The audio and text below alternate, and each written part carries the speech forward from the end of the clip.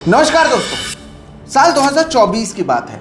देश के प्रधानमंत्री नरेंद्र मोदी एक पॉडकास्ट में जाते हैं और वहां पर वो कहते हैं कि महात्मा गांधी को दुनिया भर में लोग जानते ही नहीं थे जब तक रिचर्ड एटनबरो ने गांधी नाम की फिल्म नहीं बनाई। उस समय हमारे देश के प्रधानमंत्री को लगता था कि उस फिल्म की वजह से महात्मा गांधी के बारे में दुनिया भर में लोगों ने जाना, उनकी जानकारी उनको मिली, जबकि सच्चाई ये है कि कम से कम 102 देशों में बापू की प्रतिमा पहले से ही मौजूद है। बहरहाल ये 2024 में जहां देश के प्रधानमंत्री ने ये बात कही थी, तो वहीं 2025 आते आते अब ऐसा लगता है कि बापू इतने ज़्यादा प्रसिद्ध हो गए, महात्मा गांधी इतने ज़्यादा प्रसिद्ध हो गए कि हमारे देश में उनके नाम पर चल रहे स्कीम के नाम को बदला गया है। मनरेगा, जिसका फुल फॉर्म था Mahatma Gandhi National Rural Employment Guarantee Act, अब उसे बदल कर रख दिया गया है VBG-RAM-G, जिसका फुल फॉर्म है विकसित भारत गारंटी फॉर रोजगार एंड आजीविका मिशन ग्रामीण। मनरेगा के बारे में तो आपको पता ही होगा, 2005 में इसकी शुरुआत की गई थी ताकि ग्रामीण इलाकों में कम से कम 100 दिनों के लिए लोगों को रोजगार मिल सके, और ये एक बड़ा गेम चेंजर साबित हुआ था। लेकिन जैसे कि हमने पहले भी देखा है, नाम बदलकर क्रेडिट लेने में हमारे देश की सरकारें आगे हैं, तो वहीं ठीक उसी तरह से अब मनरेगा, जिसमें महात्मा गांधी का नाम जुड़ा हुआ है, उस नाम को भी अब हटाया जा रहा है और उसके जगह पर VBG-RAM-G ये नाम दिया जा रहा है। दर्शकों, ये ठीक वैसा ही है जैसे 2011 से चले आ रहा नेशनल मैन्युफैक्चरिंग पॉलिसी का नाम बदलकर मेक इन इंडिया रख दिया गया, या फिर 2010 से चला आ रहा नेशनल स्किल डेवलपमेंट प्रोग्राम का नाम बदलकर स्किल इंडिया रख दिया गया, या फिर 2006 से चला आ रहा नेशनल ई गवर्नेंस प्लान का नाम बदलकर डिजिटल इंडिया रख दिया गया। देश के लोगों को लगता है कि ये स्कीम्स देश के प्रधानमंत्री नरेंद्र मोदी के 2014 के आने के बाद आया हुआ है, और अब उसी स्कीम में एक और स्कीम को ऐड किया गया है, और इसलिए अब मनरेगा का नाम बदलकर महात्मा गांधी के नाम पर जो स्कीम है उस नाम को बदलकर अब विकसित भारत के जरिए VBG-RAM-G ये स्कीम रख दिया गया है। जब देश के प्रधानमंत्री नरेंद्र मोदी के बेस्ट फ्रेंड, नए वाले बेस्ट फ्रेंड पुतिन आए थे हमारे देश में, तब जिस पुतिन को लेकर देश के प्रधानमंत्री महात्मा गांधी की प्रतिमा पर दिल्ली पर जाते हैं, अब उसी महात्मा गांधी के नाम पर चले आ रहे स्कीम को हटाया जा रहा है, और ये तमाम चीज़ें जो की जा रही हैं वो एक सोच समझ के साथ, एक एजेंडा के साथ की जा रही है। और आज हम इसी पर बात करेंगे RSS और BJP के पुराने तरीके के बारे में। नमस्कार दोस्तों, मेरा नाम है सोहित मिश्रा और आप सभी का एक नए एपिसोड में बहुत बहुत स्वागत है। अगर आपने अब भी मेरे इस चैनल सोहित मिश्रा ऑफिशियल को सब्सक्राइब नहीं किया है तो ज़रूर कर लें।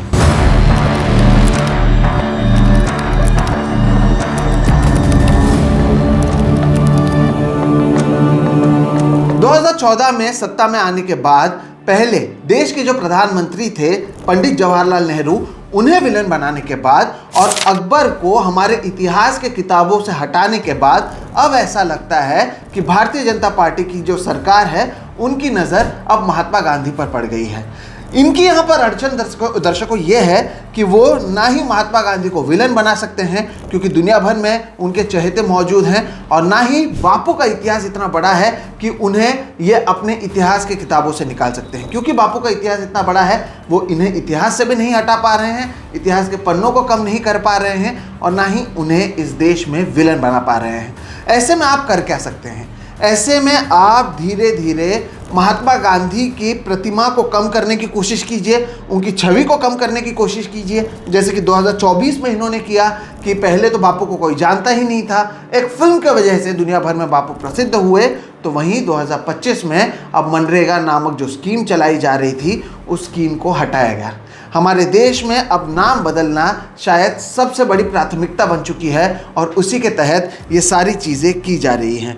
102 देशों में बापू की प्रतिमा मौजूद है, लेकिन भारतीय स्कीमों में से जिस बापू को 102 देश के लोग मानते हैं, उस बापू को हमने हमारे स्कीम से, नाम से हटा दिया गया है। दर्शकों, ये ठीक वैसा ही है जैसे RSS इससे पहले करते आई है। मैं आपको उदाहरण देता हूँ।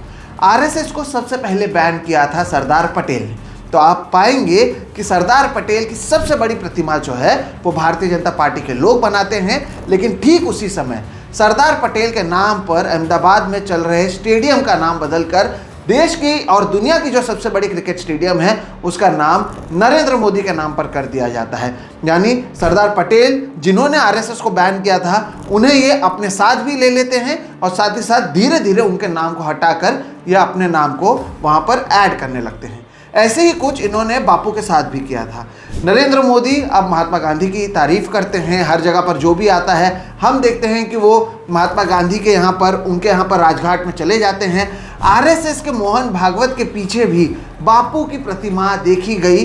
तो वहीं एक तरफ ये महात्मा गांधी की तारीफ कर रहे हैं और दूसरी तरफ मनरेगा जैसे स्कीम्स को अपने नाम पर बदलकर क्रेडिट लेते हुए बापू के नाम को भी हटाया जा रहा है। आपको यहाँ पर यह समझना होगा ये क्यों किया जाता है। जवाहरलाल नेहरू हो या फिर महात्मा गांधी हो, उनकी जो आइडियोलॉजी थी, उनकी जो छवि थी वो ठीक आरएसएस और बीजेपी की छवि से अलग थी। 2005 में जब नरेगा की शुरुआत की गई या स्कीम की शुरुआत की गई, इसका नाम नरेगा रखा गया था, लेकिन 2009 में इस स्कीम को बदलकर इसका नाम मनरेगा रखा गया। इसमें महात्मा गांधी के नाम को भी ऐड किया गया और उस समय की कांग्रेस सरकार ने ये इसलिए किया ताकि वो इसमें इंक्लूसिवनेस या फिर इक्विटी की बात उन्होंने की थी। महात्मा गांधी एक ऐसा नेता थे जो सभी को साथ में लेकर चलते थे और क्योंकि ये स्कीम हर किसी के लिए बना हुआ है, ऐसे में उनके नाम को इसमें शामिल किया गया। लेकिन 2025 में हम क्या देखते हैं, मनरेगा में से अब महात्मा गांधी के नाम पर क्योंकि ये है उसे निकाल दिया गया और उसमें अब वीबीजी राम जी, एक तरीके से अपना जो प्रोपोगेंडा है, भगवान राम को हर जगह पर लाना है, तो स्कीमों में क्यों नहीं लाया जाए। अब नरेंद्र मोदी तो इतने बड़े अब तक नहीं हुए हैं, हालांकि उन्होंने बापू के चरखा वाले कैलेंडर से बापू को हटाकर अपनी चरखा वाली तस्वीर ज़रूर लगा दी थी, लेकिन अब भी इतने बड़े नहीं हुए हैं कि वो महात्मा गांधी के नाम पर चलने वाले स्कीम को अपने नाम पर चलाएं। ऐसे में उस स्कीम के नाम को बदलकर अब इन्होंने वीबीजी राम जी रख दिया है। मुझे नहीं पता इससे क्या फ़र्क पड़ेगा या नहीं पड़ेगा, लेकिन भविष्य में आप में से कई लोग, जैसे कि मैंने उदाहरण दिया, make in India, skill India, digital India को नरेंद्र मोदी का एक प्रोडक्ट मानते हैं, उसी तरह से वीबीजी राम जी को नरेंद्र मोदी का एक प्रोडक्ट मानेंगे और आप भूल जाएंगे कि इसकी शुरुआत भी यूपीए के समय की गई थी।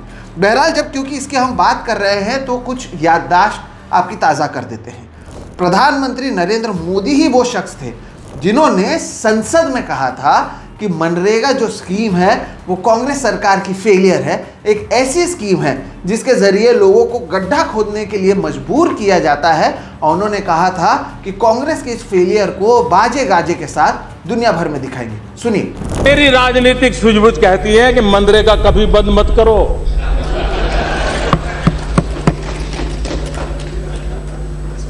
मैं ऐसी गलती नहीं कर सकता हूं क्योंकि मनरेगा आपकी विफलताओं का जीता जागता स्मारक है। आजादी के 60 साल के बाद आपको लोगों को गड्ढे खोदने के लिए भेजना पड़ा। ये आपकी विफलताओं का स्मारक है और मैं गाजे बाजे के साथ इस स्मारक का ढोल पीटता रहूंगा। सोचिए, बतौर प्रधानमंत्री नरेंद्र मोदी जिसे फेलियर कह रहे थे, उसी स्कीम के नाम को ये बदलकर अब वीबीजी राम जी रखते हैं। 100 दिन जो यहाँ पर रोजगार दिया जा रहा था उसे बढ़ाकर 125 दिन करेंगे और मीडिया इसे एक गेम चेंजर कहेगा, उसी स्कीम को जो हमारे देश में लगभग 2 दशकों से चली आ रही है। आप उसको आगे बढ़ाते हुए मैं आपको इसकी सच्चाई एक और बताता हूँ। जिस स्कीम को प्रधानमंत्री नरेंद्र मोदी एक फेलियर स्कीम कह रहे थे दोस्तों, ये वही स्कीम है जिसके ज़रिए कोरोना काल में हमारे देश में 7 करोड़ से ज़्यादा परिवार वालों का घर चला, जिसकी वजह से जब कई दुकान, कई सारे फैक्ट्रीज, मिल्स सब कुछ बंद थे, तब भी मनरेगा स्कीम की वजह से 7 करोड़ लोग नहीं, 7 करोड़ से ज़्यादा परिवार वालों को इसका फ़ायदा हुआ। लेकिन इसका बाजे गाजे के साथ विपक्ष ने कभी भी प्रचार नहीं किया और नरेंद्र मोदी क्योंकि इसका क्रेडिट नहीं ले सकते हैं, वो जिसे सबसे बड़ा फेलियर कह रहे थे उस पर उन्होंने चुप्पी साधे रखी। शायद अब प्रधानमंत्री को पता चला होगा कि ग्रामीण भारत में इस स्कीम की क्या महत्वाकांक्षा है। एक ऐसे समय में जब पेपर लीक हो रहे हैं, जब रोजगार मौजूद नहीं है, उस समय क्योंकि इस स्कीम की महत्वाकांक्षा उन्हें समझ में आ रही है, इसलिए बापू के नाम को हटाकर अपने नाम को या फिर अपने एजेंडा को इसमें चिपका कर कहीं ना कहीं क्रेडिट लेने की कोशिश की जा रही है। बापू के नाम से आखिर एलर्जी क्या है, ये आपको मैं राम पुनियानी सर के इस बाइट में आप समझिए कि क्यों ये इनकी एक पुरानी साजिश है जिसके तहत ये बापू के नाम को हटाना चाहते हैं। ये जो स्कीम अभी जिसकी हम बात कर रहे हैं, पहले तो खबर आई थी कि इसको अभी पूज्य बापू के नाम पे रखा जाएगा। और पूज्य बापू कौन? बापू महात्मा गांधी कहते तो बात और थी, पूज्य बापू तो बहुत सारे हो सकते हैं। तो ये फिर से उन्होंने इसको राम के नाम पर लाने की कोशिश की है। आज तक केंद्रीय सरकार की कोई भी योजना किसी भी भगवान के नाम पर नहीं है। अब ये पहली बार शुरुआत कर रहे हैं कि भगवान के नाम के आधार पर ये एक योजना शुरू कर रहे हैं। और उनका मुख्य उद्देश्य यही है कि महात्मा गांधी के विचार, महात्मा गांधी का सोच, महात्मा गांधी के रास्ते को दरकिनार करके उनका जो एजेंडा है एक हिंदू राष्ट्र का, उसी की तरफ कदम उठाते रहना। तो महात्मा गांधी के बदले भगवान राम के नाम को लाकर अब ये उनका जो एजेंडा है उसे हमें समझने की कोशिश करना चाहिए। और ये हर एक छोटी बात में खुद के एजेंडा को किस प्रकार से लगा रहे हैं ये देखने की जरूरत है। जिस तरह से राम पुनियानी सर ने आपको समझाया कि ये एक पुरानी साजिश है बापू के नाम को धीरे धीरे खत्म करने की, वही बापू जो हिंदू मुस्लिम एकता की बात करते थे, तो ऐसे में क्योंकि आप उन्हें इतिहास से नहीं मिटा सकते या खुलकर गोलवलकर की तारीफ नहीं कर सकते, बापू की बुराई नहीं कर सकते, नथुराम गोडसे की तारीफ नहीं कर सकते, इसलिए धीरे धीरे उन्हें किस तरह से साइडलाइन किया जाए उसका ये एक जीता जागता उदाहरण है। अब दोस्तों यहाँ पर कई चीज़ें आपको समझने की ज़रूरत है। जो नरेंद्र मोदी सरकार के खुद के स्कीम्स थे, स्मार्ट सिटी, उसके बारे में आज कोई बात नहीं होता है। 100 स्मार्ट सिटी हमारे इस देश में ये बनाना चाहते थे, क्योंकि उसके ऊपर इनके पास कोई भी जवाब नहीं है। ऐसे में पुरानी सरकार की स्कीम्स को ये बदलते हैं, अपना नाम लगाते हैं और फिर आपके सामने ये वाहवाही लूटते हैं, ये बताते हुए कि कैसे 2014 के बाद ही इस देश में विकास हो रहा है। और इस सब विकास का जो ब्रेन चाइल्ड है वो देश के प्रधानमंत्री नरेंद्र मोदी हैं। अगर आप कांग्रेस के वेबसाइट पर जाएंगे तो कांग्रेस के वेबसाइट पर ऐसे कई सारी योजनाएं मौजूद हैं जो उनके कार्यकाल से शुरू है, लेकिन उसका नाम अब बदल दिया गया है और उसका क्रेडिट कहीं ना कहीं अब इस देश के प्रधानमंत्री नरेंद्र मोदी लेते हैं। मैं आपको 2-4 उदाहरण देता हूँ। 1985 से चले आ रहा इंदिरा आवास योजना अब बन जाता है प्रधानमंत्री ग्रामीण आवास योजना, और आपको लगता है कि अरे बाप रे कितना बड़ा काम किया जा रहा है एक नए स्कीम के जरिए। 1985 से चला आ रहा कॉम्प्रिहेंसिव क्रॉप इंश्योरेंस स्कीम बन जाता है प्रधानमंत्री फसल बीमा योजना, और हम सभी को लगता है कि ये कितना बड़ा काम हो रहा है। 2005 से चला आ रहा basic savings bank deposit account बन जाता है जनधन योजना। 2005 से चला आ रहा राजीव गांधी ग्रामीण विद्युतीकरण योजना बन जाता है दीनदयाल उपाध्याय ग्राम ज्योति योजना। 2006 से चला आ रहा नेशनल ई गवर्नेंस प्लान बन जाता है डिजिटल इंडिया। और इसी तरह से अगर आप आगे आगे देखें तो आपको पता चलेगा कि एक के बाद एक 2010 से चला आ रहा free LPG connection to BPL families बन जाता है प्रधानमंत्री उज्ज्वल योजना। जैसे कि मैंने पहले भी आपको बताया 2010 से चला आ रहा नेशनल स्किल डेवलपमेंट प्रोग्राम बन जाता है स्किल इंडिया। 2011 से चला आ रहा नेशनल मैन्युफैक्चरिंग पॉलिसी बन जाता है मेक इन इंडिया। 2011 से चला आ रहा नेशनल ऑप्टिकल फाइबर नेटवर्क बन जाता है भारत नेट। और इसी तरह के एक के बाद एक कई सारे उदाहरण मौजूद हैं। नाम बदलने की जो प्रक्रिया है उसके ज़रिए अपने आप को इसका ब्रेन चाइल्ड बताना, एक मास्टर स्ट्रोक बताना और अपने आप को आपके सामने, आप दर्शकों के नज़रों के सामने एक बड़ा विजनरी नेता बताने का ये जो काम है उसी का सिलसिला कहीं ना कहीं आगे बढ़ाया जा रहा है।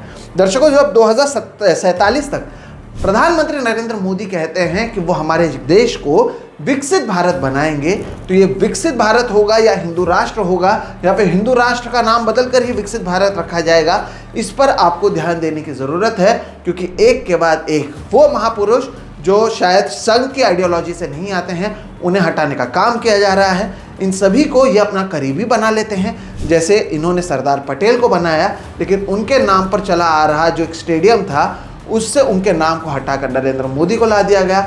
महात्मा गांधी के नाम पर चले आ रहे स्कीम्स को हटाया गया। जवाहरलाल नेहरू के नाम पर चले आ रहे कई सारी चीज़ों को तो लगातार हटाया ही जा रहा है। और नए प्लान्स लाने के बजाय जिस तरह से नेहरू ने आईआईटी लाया, जिस तरह से नेहरू ने उस समय इसरो लाया, तमाम तरीके के आइडियाज़ लाए, उसे लाने के बजाय कैसे नाम बदला जाए, चाहे वो शहरों के नाम हो, स्कीम्स के नाम हो, या फिर राज्यों के नाम हो, या फिर मुस्लिम नाम को बदलकर हिंदू नाम किया जाए, इसके आगे हम कुछ भी नया नहीं देख पा रहे हैं। ये एक तरीके से गांधी मुक्त भारत बताने की बात की जा रही है।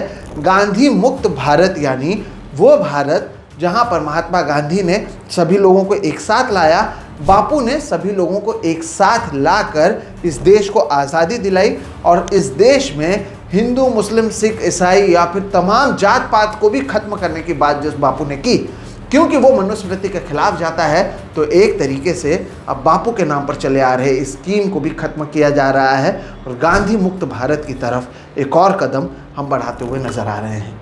फिलहाल इस वीडियो में मुझे लगा कि ये जो जानकारी है वो आपको देनी चाहिए, ताकि आपको पता चले कि कैसे एक एक कर चीज़ें बदली जाती हैं। आपके सामने इसे मास्टर स्ट्रोक बताया जाता है, लेकिन ये और कुछ नहीं, आपके आंखों में धूल झोंकने का काम किया जा रहा है। आप इस वीडियो के बारे में क्या सोचते हैं ज़रूर बताइएगा। इस वीडियो को अगर आप पसंद करते हैं तो इसे लाइक करें, ज़्यादा से ज़्यादा लोगों तक साझा करें। साथ ही साथ अगर आपने अब भी मेरे इस चैनल सोहित मिश्रा ऑफिशियल को सब्सक्राइब नहीं किया है तो वो भी कर लें। हम भविष्य में भी इस तरह की जो हमारे ओपिनियंस हैं वो लगातार देते रहेंगे। फिलहाल आप मुझे दीजिए इजाज़त। नमस्कार।